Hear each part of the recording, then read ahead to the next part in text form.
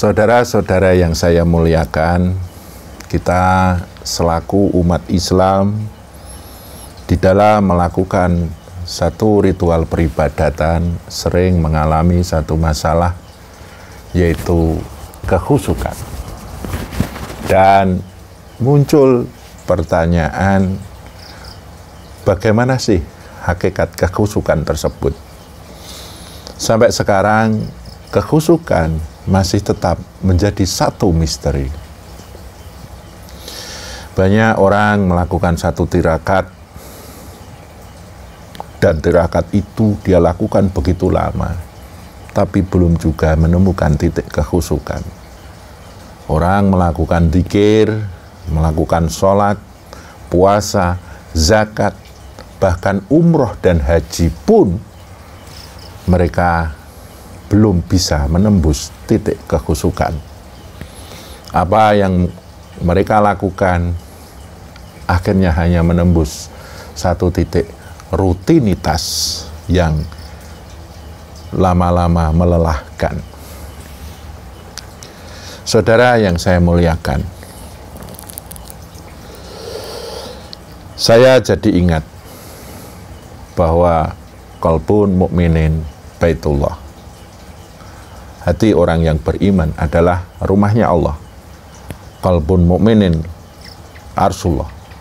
Hati orang yang beriman adalah arsnya Allah. Wa qalbun mukminin kalamullah. Dan hatinya orang yang beriman adalah kalamullah.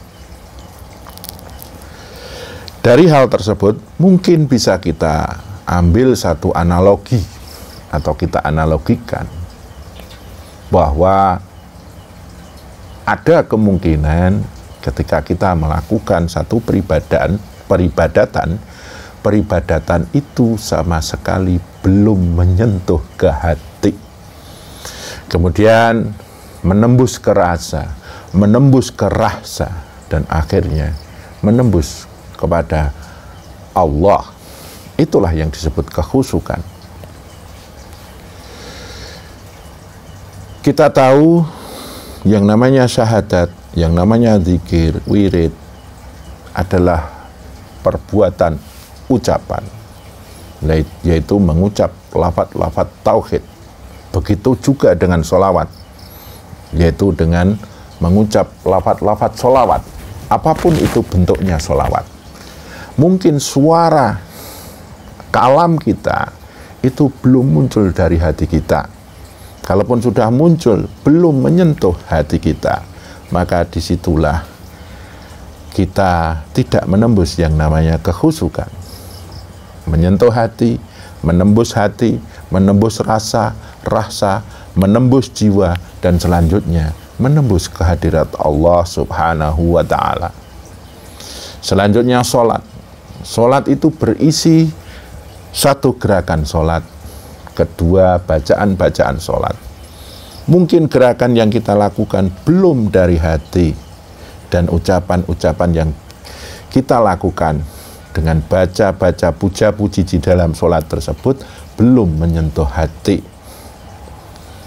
Dan selanjutnya yang namanya puasa.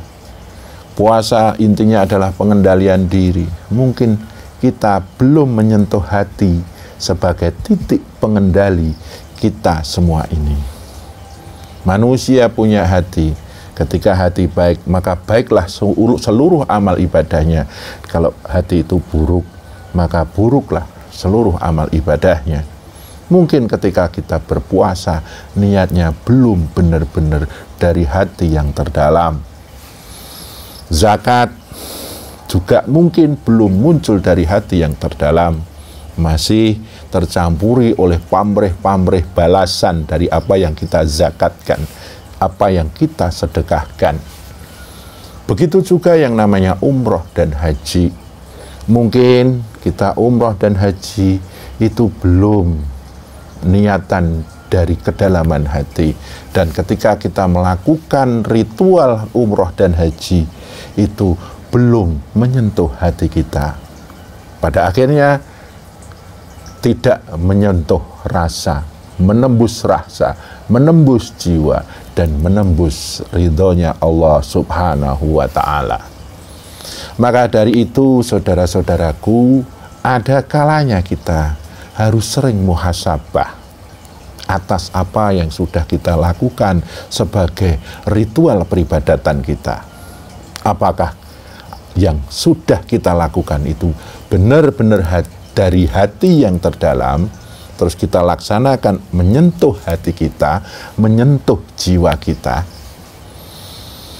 Kita harus sering berintrospeksi agar kita bisa membangun yang namanya bangunan istana kehusukan dalam pribadi kita.